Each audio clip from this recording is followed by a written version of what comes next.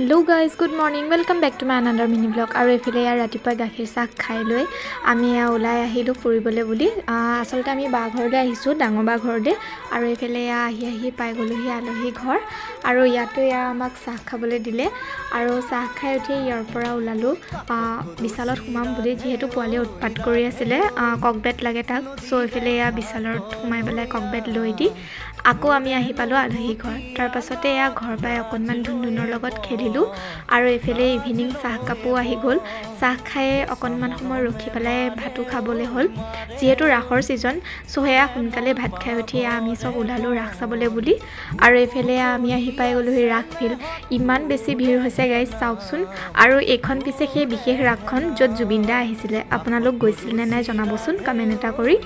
আৰু এইফালে ৰাসৰ ঘৰত আমি ৰাস চালোঁ আজিলৈ মিনি ব্লগটো ইমানেই অন্য এটা মিনি ব্লগৰ সৈতে আকৌ লগ পাম আজিলৈ বাই